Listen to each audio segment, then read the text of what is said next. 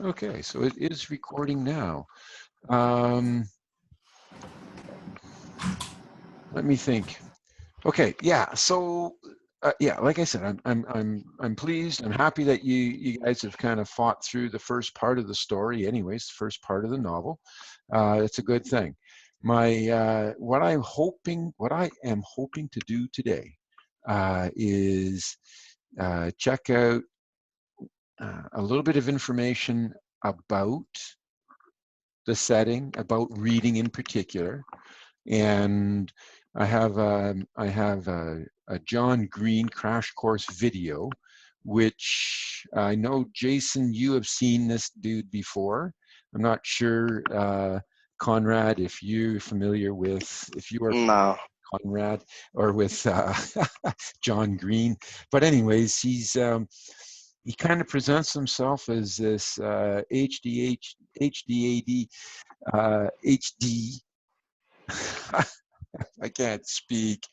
That kind of a person.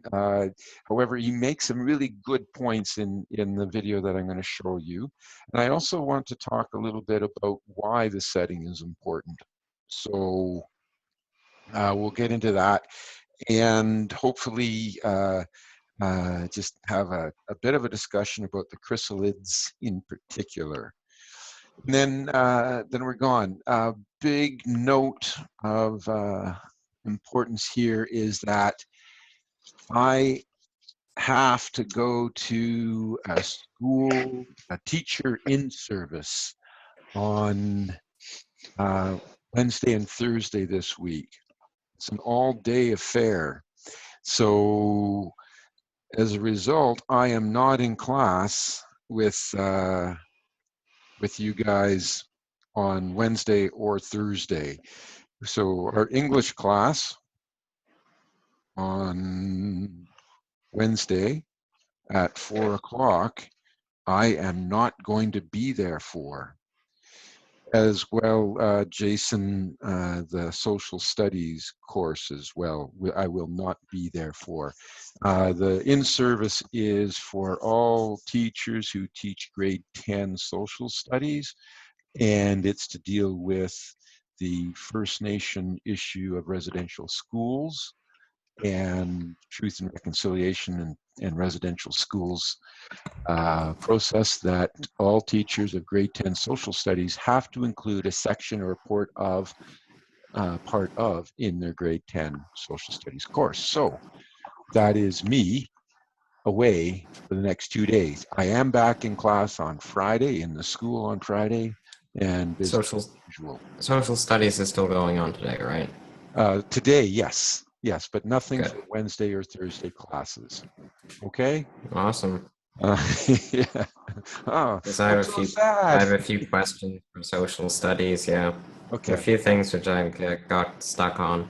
Okay. I have most of the assignments done. Just I Okay. have a few issues with some of Right. Well, we can let's handle those for that class, and we'll try to get through what we need to get through for English here today. them. Sounds Uh, good. all right. Let's just think. First up, um, so the reason why we read, um, you know, maybe what is it you look at? Why do you want to go to a movie? A specific question to both of you. Think about it. Why is it you want to go to a movie? What are all the reasons that you go to the movie? And then what makes a good movie? Not genre or anything, but what, when you leave the movie and somebody says, "Hey, what'd you think of that movie?" You know, and you say, "It sucked," or "Yeah, it was great." What made it good or bad or lack thereof? Well, So, it should at least be interesting. Like you should have to like make it so people want to watch it, okay, and possibly have it to like so it fits like as many groups of people as possible, instead of like making a movie specifically for, let's say, people who are a fan of building. Let's say people who like destruction as well don't want to watch the movie because of that. right, Maybe you right. could have building and destruction in it to appeal to multiple people. I get it. That's a good analogy. So yeah, you want to find the movie interesting. Okay. Jason, what other things might you find in a successful movie for yourselves? That it's a reboot. A reboot. What do you mean? Well, these days it's kind of a trend to remake older successful movies, you know, to try and make more money off them. Usually works, surprisingly. Aha. Rather surprising. Actually, that is kind of true because this one guy, Chris Whitehead, remade the original Sonic games for like the Xbox, and I bought them all, like Ah, all of them. ah. Okay. So, that's generally, and you might go see it because, well, it was a good movie before, so maybe it's going to be a better movie. What about in the first place, what do you what draws you to maybe going to a movie? It looks interesting. Looks interesting. Okay, maybe there's some neat posters and advertisements about it. Maybe there's some cool trailers. Of course, trailers are always the best parts of the movies. Yeah. Any thoughts on that, Conrad? Well, I mostly went to go see Wreck-It Ralph just because I saw Sonic in it. So Yeah. Okay, so you might have a connection to it. For me, when I leave a movie, I want to feel like I've been entertained. And I don't care what kind of genre like it was. Did I find it like interesting, and did I find myself drawn into it somehow? Was I entertained by it? Um, and the reason I'm asking these things is that um, nowhere um, in our psyche, why do we go and watch a movie, or what draws us to specific theater presentations. Nowhere is there, oh, well, I want to go and see this movie because I heard there's great literary devices in it.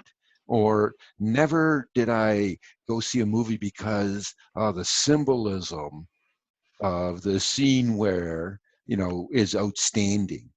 Um, and so, likewise, you don't necessarily read a book or choose a book to read because of all those things that might be in it.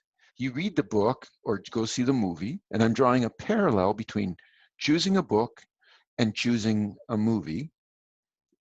That you choose your books usually for the same. You might have heard about it. Maybe it's a remake of a movie, or the novel from the movie. Often, they go both ways. It's probably split 50-50, books made from movies and movies made from books. But the one thing you don't do is choose a book because it's got great metaphor in it. It's a great allegory. Or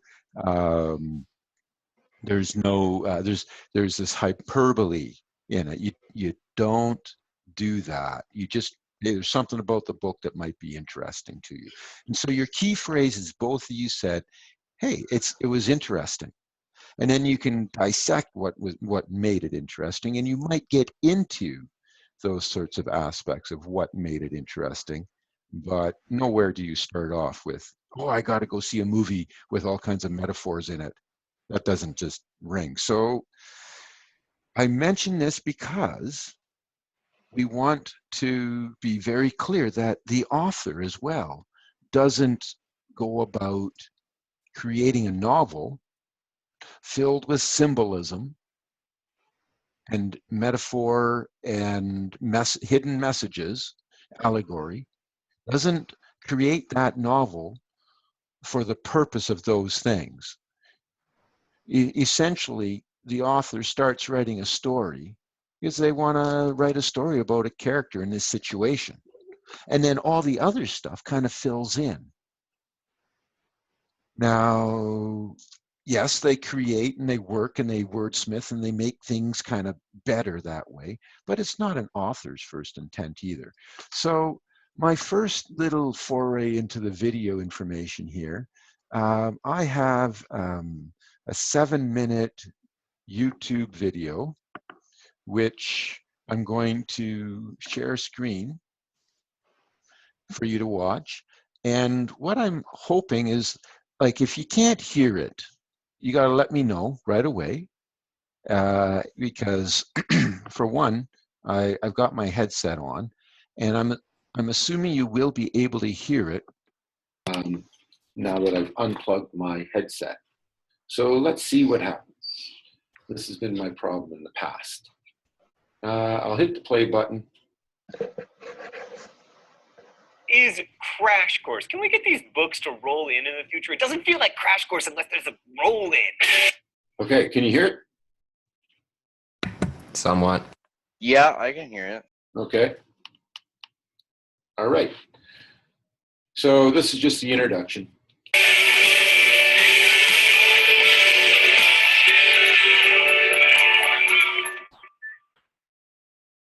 Today, before we begin our mini-series on reading and writing in English, we're going to discuss how to read and why. So if you watched our series on world history, you'll no doubt remember that writing and the ability to read it are so-called markers of civilization. That's a really problematic idea. I mean, for one thing, great stories can have great lives in the oral tradition. Like one of my favorite books, Mules and Men by Zora Neale Hurston, was a collection of folklore that lived in the oral tradition until Zora Neale Hurston wrote it down. And the same can be said for another of my favorite books, The Odyssey. But we privilege reading and writing because they allow us to communicate directly and transparently with people who live very far away from us. And they also allow us to kind of hear the voices of the dead. I mean, I don't want to get all liberal artsy on you, but I do want to make this clear. For me, stories are about communication. We didn't invent grammar so that your life would be miserable in grade school as you attempted to learn what the marquez of preposition is. By the way, on this program, I will be inserting names of my favorite writers when I would otherwise insert curse words. We invented grammar because without prepositions, we couldn't describe what it's like to fly through a cloud or jump over a puddle or Faulkner beneath the stars. Like right now, if I'm doing my job and you're doing your job, you aren't thinking about the fact that I'm contorting my mouth and tongue and vocal cords to create sounds that then exist as ideas in your brain. It's just happening. But if my language gets confusing, if I parle en français or incorrect word order use or ixpe, inye, igpe, atenle, then I erect a barrier between you and me, you and me. Writing, or at least good writing, is an outgrowth of that urge to use language to communicate complex ideas and experiences between people. And that's true whether you're reading Shakespeare or bad vampire fiction. Reading is always an act of empathy. It's always an imagining of what it's like to be someone else. So when Shakespeare uses iambic pentameter or Salinger uses a red hunting cap, they aren't doing this so that your English teachers will have something to torture you with. They're doing it, at least if they're doing it on purpose, so the story can have a bigger and better life in your mind. But for the record, the question of whether they're doing it on purpose is not a very interesting question. Oh, we're still doing open letters?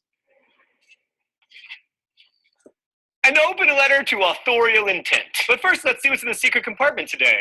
Oh, it's a boat beating against the current, borne back ceaselessly into the past. Dear authorial intent, as an author, let me speak to you directly. You don't matter! Look, I'm not willing to go as far as the postmodernists and say that the author is dead, because that would make me very nervous. However, the author is not that important. Whether an author intended a symbolic resonance to exist in her book is irrelevant. All that matters is whether it's there, because the book does not exist for the benefit of the author. The book exists for the benefit of you. If we as readers can have a bigger and richer experience with the world as a result of reading a symbol, and that symbol wasn't intended by the author, we still win! Yes, inevitably, reading is a conversation between an author and a reader. But give yourself some power in that conversation, reader. Go out there and make a world.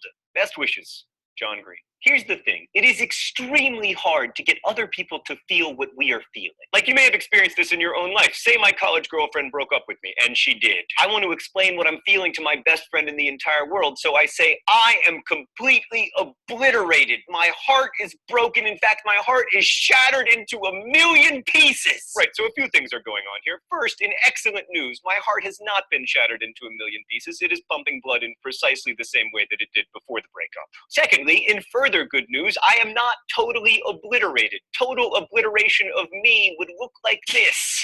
I'm using the techniques of hyperbole in the case of obliteration and metaphor in the case of my broken heart to try to describe the things that are happening inside of me. But because I'm not using particularly compelling or original figurative language, my friend may struggle to empathize with me. And this is my best friend in the entire world. Now imagine that you're trying to communicate far more complicated and nuanced experiences and emotions, and instead of just trying to communicate them to your best friend, you're trying to talk to strangers, some of whom may live very far away, and in fact live centuries after your death.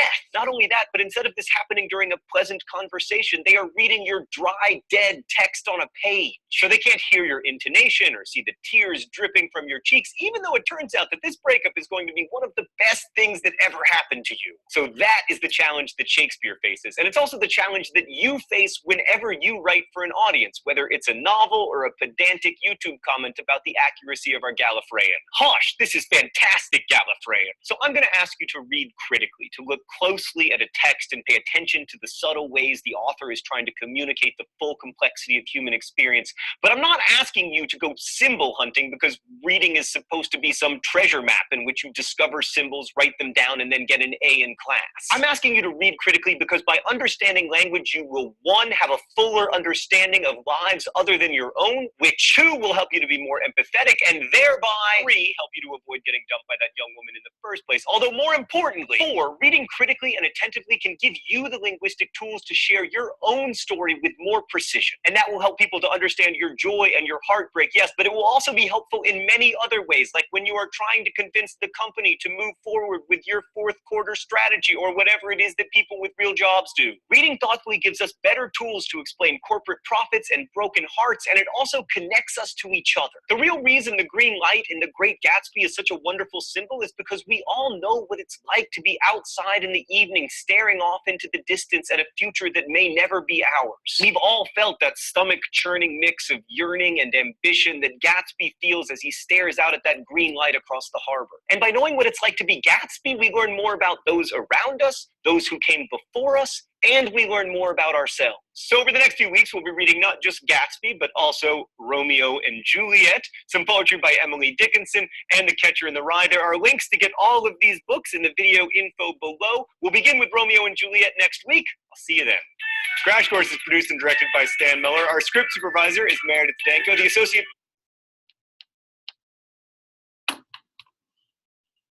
Okay. So, I'll put my headset back in here. All right. So once, John Green stops shouting at you, and if you can get over that, there's a few really key points that he brings out in this, like, why do we read? How and why do we read? And I wanted to have that conversation before we get into this, specific of you and your assignment on the setting of the novel study, in particular for the chrysalids.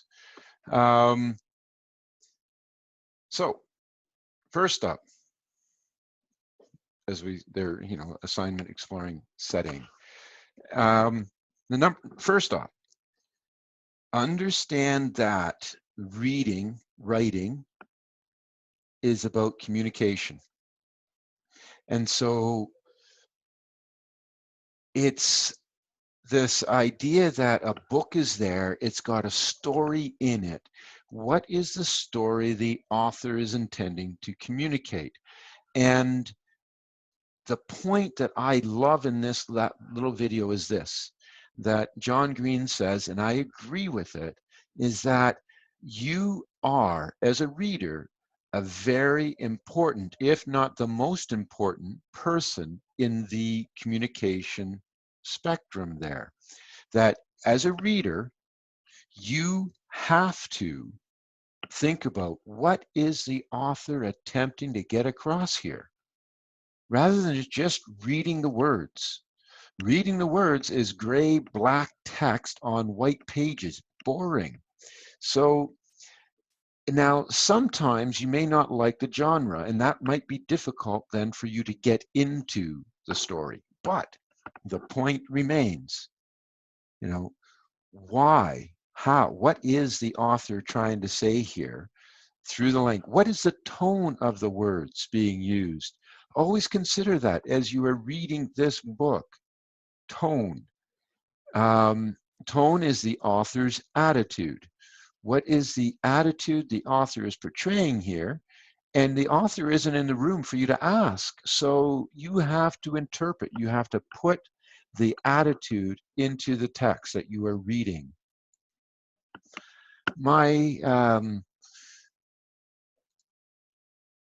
Where am I here? Oh, I didn't mean to click on that. But here you go. Authorial intent. The author's intent. It just doesn't matter to you. Read the book, put it in there. And that's why we say that theme, when we talk about theme later on, and please understand this, that yeah, it is important, but critical to understanding theme is that you, the reader, may see a theme which the author didn't see or doesn't necessarily intend. We don't know what the author's intent was. So therefore, when you start talking about theme, you can create your own idea of theme from that novel and support it. And you won't be wrong as long as you are supporting your idea of theme. It's not like Clark here is going to say, yeah, no, Conrad, Jason, no, those themes are wrong. If you can pick out a theme, a statement, a sentence statement that the book is saying about life in general, if you can say that and back it up with a conversation, then your theme identification is absolutely 100% correct. So authorial intent, key word. The other thing is read thoughtfully, and John Green stresses this. Read thoughtfully. Look at what the words are saying. And now you don't read a book, you don't choose a book or go to a movie because you are fascinated with the language. However, reading a book, as remember this idea of communication. The message is being sent. The message is being received by you, the reader. For adequate communication to occur, a message is sent, it is received, and feedback is given regarding the message. And the feedback process is you doing the assignments. So, the message in the language of the book is being sent out there to you, the audience, the readers. And to keep it, for you to be successful with the novel study, I need you to see it as this idea of communication, the 3 stages. Message is sent, message is received. Feedback is given on the original message. Now to go another stage is I give you feedback on your interpretation of the message. And it goes on, and that is communication. Okay, so that is a general, okay, now, yes, I'm telling you to read the story. You have chosen this story, but I'm giving it to you in language arts class in English 10, so therefore you don't have a lot of choice. However, you do have choice when it comes to reading with intent. Any sense of questions? Any points needed clarifying about what I just was babbling about there and what John Green was shouting at us about? Not really. Okay, cool. Then let's talk then specifically about setting and why setting is important. So in all stories, like you get a sense of setting by the time and the place. And the sense of setting, the mood which is acquired by the audience, is often dependent upon a background knowledge of anything that we can relate to in the setting. Even looking at this picture that I'm sharing with you of the black shoes, the long dark coat, the holed pants, etc. This is a curious picture. Notice that the setting here, well, I believe it to be fall. I can get the sense that it's fall because I can see leaves in the background or on the floor of the forest that this person is walking on. I don't know whether it's male or female character, but for some reason I'm thinking it's female. I don't know why, but maybe it's my interpretation of the style of the pants. I don't know, just something there. I'm also, because the person is appearing to be jumping, I'm thinking that there is a sense of perhaps elation or joy in this. I get a sense that it might be a little cool because of the long coat, even though there's no socks on. But that's a teenager. So I'm assuming that the character is female and a teenager. It is up to me to interpret that. Now, that's not necessarily 100% correct.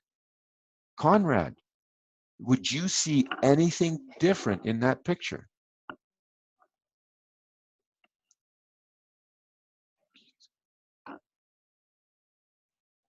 Conrad?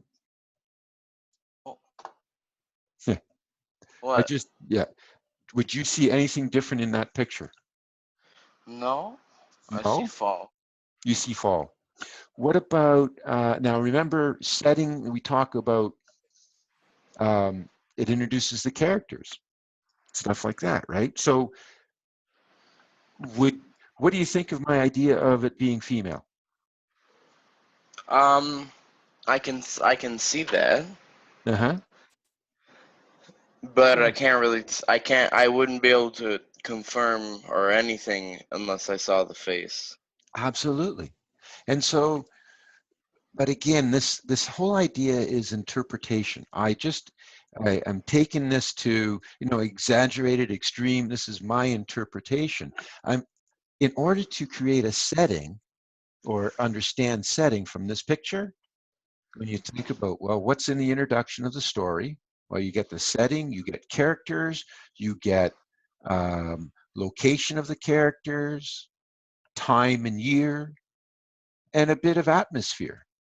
So again, interpretation is in the eye and ear of the audience. So the importance of place in story settings. Time and place are two fundamental ingredients of a story's setting. Place in a novel has multiple purposes and effects. So somebody else might interpret this, hey, maybe this is a person who's hanging from a branch above the ground. Maybe it's around Halloween. Maybe it's a scary story. So the place you choose creates mood and atmosphere, a dark, eerie wood. So this is about writing, but think about your story that you are reading right now. Place in your novel determines parameters for your characters' lives and actions. A character's, living in a small mining town, well, might have very different perceptions and options of what life is like in the large city. Likewise, the character in the chrysalids, you get a sense right away. You get a sense right away. Oh, just a second. I got someone at my door here. Oh, what's going on?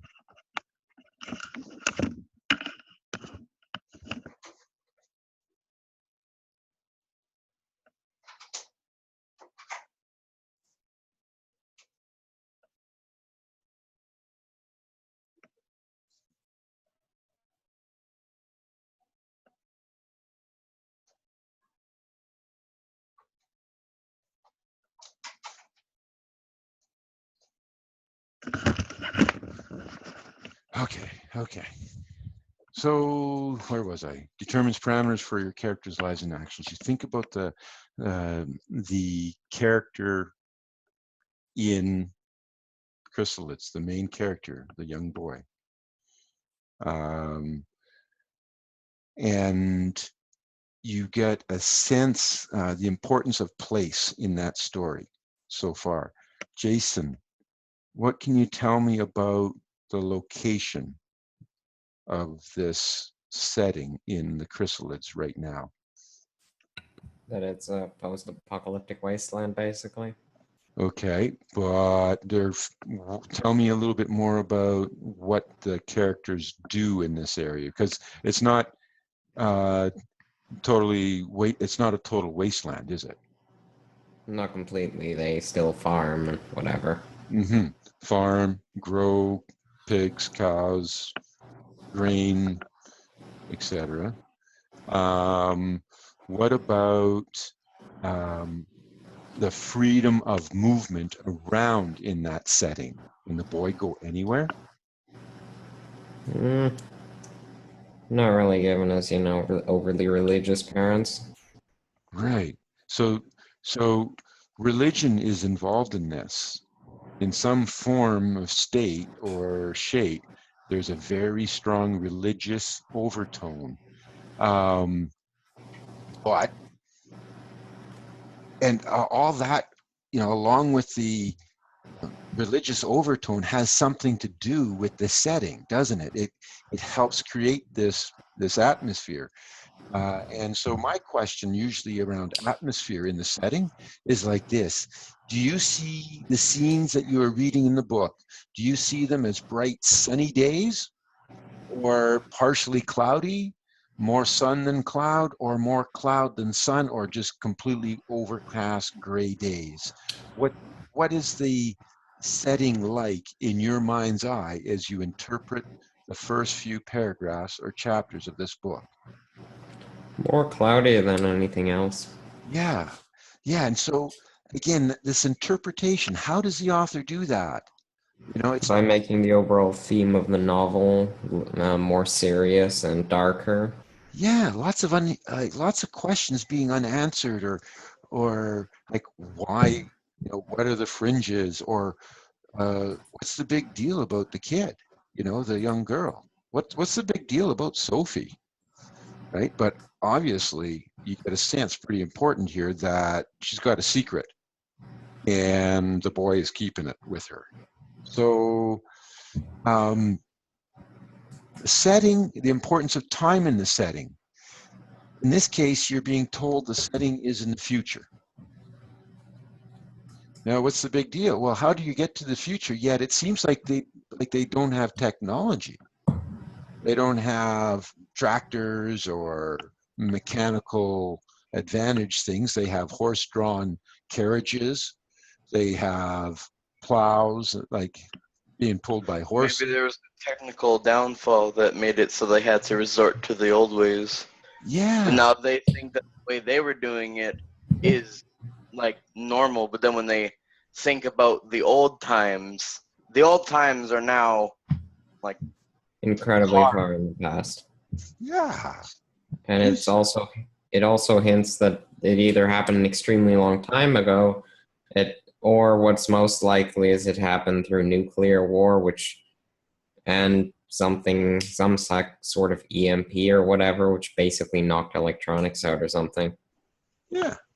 So all these things are important to the setting, because, and then you also get a sense later on about the actual physical location of this area. So, and we'll get to that point later on. So, time in your novel setting determines what kind of technology is available and what type of descriptive detail will feature. So, even though we are a story in the future, we are using technology that is antiquated even by today's standard. So, well, that kind of leaves us kind of like in a lurch. Just a second here, I just have somebody at my door.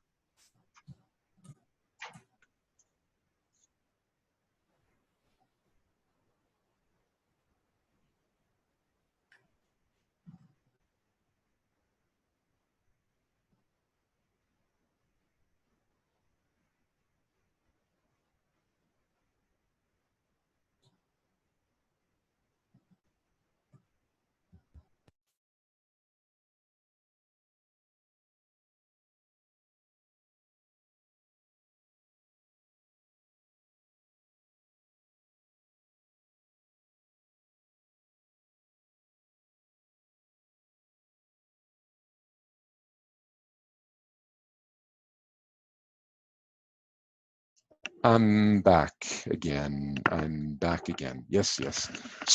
Okay, so um, what gives us the setting, the importance of time and place, etc.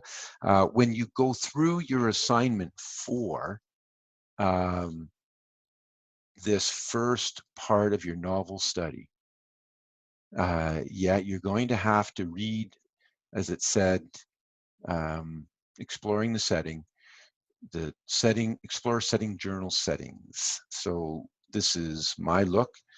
You know, how would you feel if you switched places with David for a week? This is the questions you're looking to answer. Okay. What would you enjoy about living in his world? What would you miss out about your own world? Do you think you would make any changes in your life if you were him? What would you do? Uh, so a I'd strategy. probably be less lazy. What's that? I'd probably be less lazy. Ah, there you go. Yeah, and yeah, it doesn't sound like there's room for anybody being lazy in that story, right? Everybody's working pretty hard. Um, so draw a map of the main character's environment as it has been described in the opening chapters. So this map is pretty important for the physical layout of the text, like what is of the setting as described in the text. Include at least 4 significant places and write down 4 significant events that have happened in the area. Okay. Um, include also 4 people who have been introduced in the story so far and label their role in the relationship to the main character. Your map should be about 1 notebook page in size. And they give an example of the 3 pigs. All right. So that is the assignment for the setting. And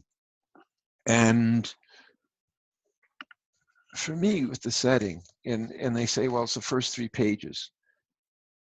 In a nutshell, David meets a young girl, Sophie.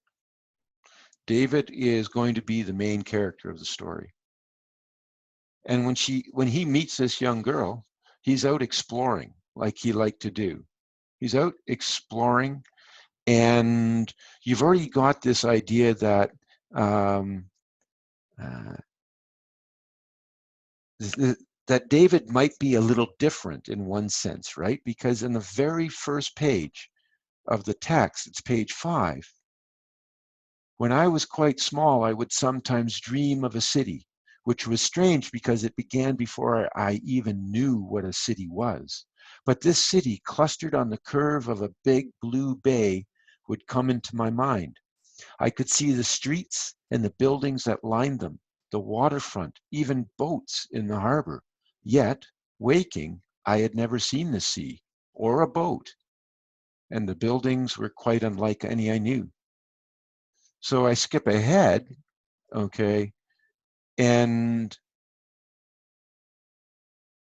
that little bit, the first 2 paragraphs of that chapter, you know, indicate that, hey, there's something about this kid.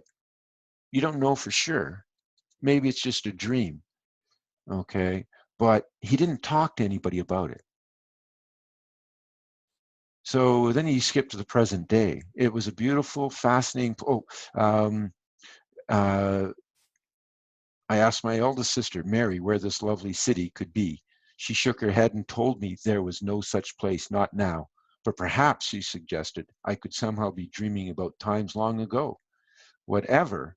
Uh, she then said, you know, old people had lived in that time, as had been before God sent tribulation. So all the problems that occurred in the world were sent onto the world and onto the planet and the people of the planet by God, and it was called tribulation. And we learned that tribulation is another word for atomic war. Something happened, blew everybody about. And then she warned him. The sister warned him very seriously not to mention it to anyone. Nobody. It was good advice. And he took it. So the boy's got a secret. And then he's out exploring, and he finds this girl, Sophie. And you're given a sense of the physical landscape of the story right there.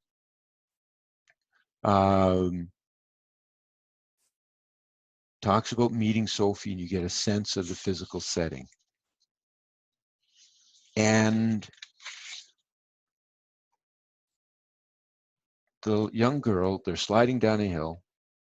She injures her foot and gets her foot stuck. And she is really panicking. And so you get a sense the boy is wondering, David's wondering, what the heck's the problem here? She has to get her shoe off to get her foot out of the hole that she's jammed her foot into. And when she pulls her foot out, what the heck happens there, Conrad? Do you remember? It's like her foot's all like swollen and she has 6 toes. Yeah, absolutely. And so I can hear your video game. Oh. it's and so, you know, yeah, so she's got 6 toes, and what's the big deal? And she stresses, you mustn't ever tell, she said. Never, never. Okay? Never tell. And she was very brave, but at the same time, you know, she's making him say that, no, you cannot say anything about this. And I walked beside her carrying the shoe and feeling useless. Found the house without much difficulty. Knocks. And what is the communication like between David and the mother?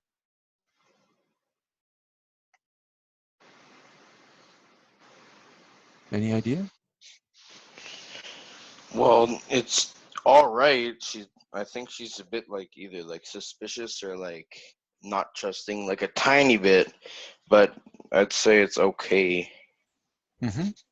So, you know, on page 10 of the story here,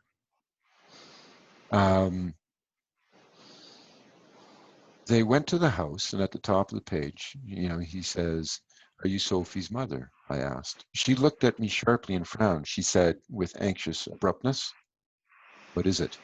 I told her. "Oh," she exclaimed, "her foot." She looked hard at me again for a moment. Then she leant the broom she was holding against the wall and asked briskly, "Where is she?" I led her by way I had come. At the sound of her voice, Sophie crawled out of the bushes. Her mother looked at the swollen, misshapen foot and the bleeding knees. "Oh, my poor darling," she said, holding her and kissing her. And she added, "He's seen it?" "Yes," Sophie told her. "I'm sorry, Mummy. I tried hard, but I couldn't do it myself. And it did hurt so." Her mother nodded slowly. She sighed. "Oh, well, it can't be helped now. Up you get." Sophie climbed onto her mother's back, and we all went back to the house together. And then you get your first little bit about the spirituality, the religious aspect. The commandments and precepts one learns as a child can be remembered by rote, but they mean little until there is an example. And even then, the example needs to be recognized. Thus, I was able to sit patiently and watch the hurt foot being washed, cold poulticed, and bound up, and perceive no connection between it and the affirmation which I had heard almost every Sunday of my life.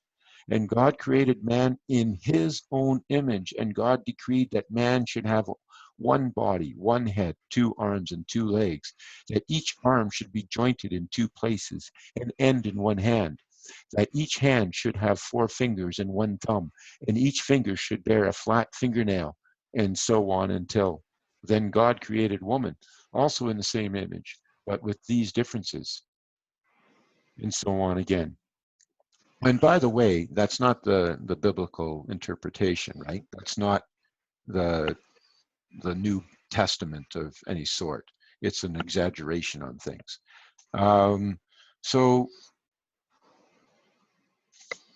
they communicate. Sophie's kind of wondering, and David's kind of wondering what's the big deal is, but they understand. So I held on page 13. So I held on to the main point, the need for secrecy. So this topic of secrecy is big, and it's adding to this atmosphere, this mood that's in the setting. You know that there's a secret. Okay, so when you commit to this assignment, understand everything that makes setting.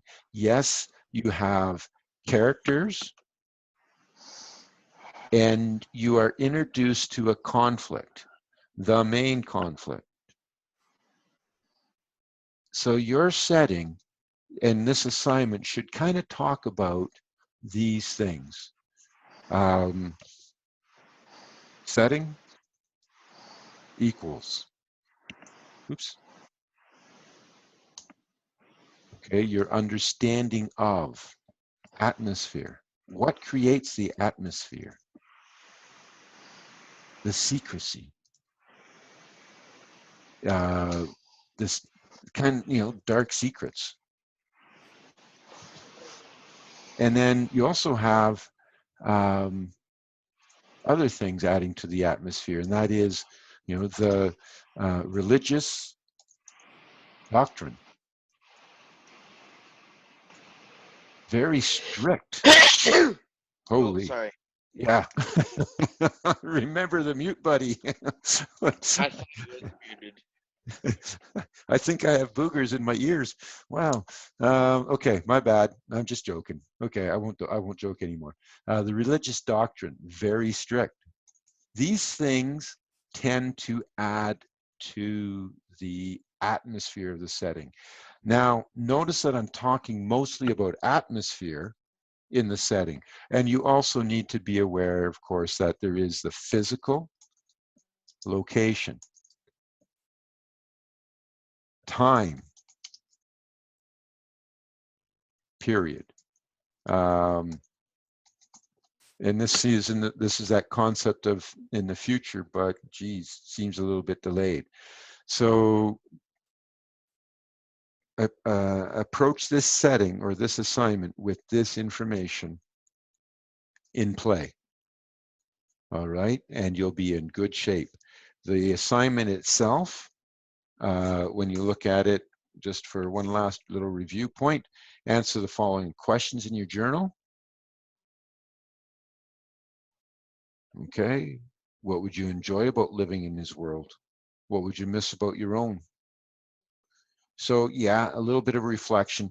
Make it mostly about what it would be like to be in his world. It shows that you understand what David is living in. Think about freedoms that you would have as a kid versus what he doesn't have as a kid. And the notebook or the map of the location with the different aspects of it. Main character, include at least 4 significant places, right? And write down 4 significant events that have happened. Also include 4 people. And you can do that via web.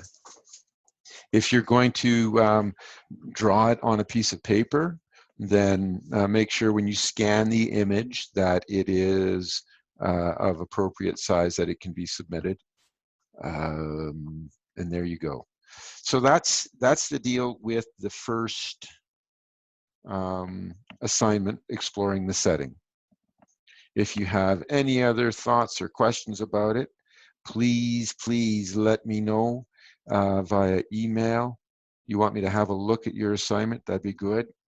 Send it on, email it to me, or submit it as a draft into the assignment box, and don't hit the submit button. But then you will need to let me know that you submitted a draft, and do that by Moodle message or email. Any other thoughts, questions, or concerns? Not really. Okay. How about you, Conrad? Nah, I'm good. All right. All right. Thanks for your Yours? your involvement in conversation at the beginning of the class. and we will see you guys next week. So by then, you're going to have this exploring the setting done by next Tuesday, okay? And certainly moving on. I think this is all doable. We'll talk to you then, if not before. Okay. Okay, talk to you. Bye. Bye. Jason, you got socials here. Why don't you come in at 3:05? Take 10 minutes, get up, stretch your legs, get some fresh air, blah, blah, blah, and I'll see you at 3:05. All right, see ya. Okay, bye.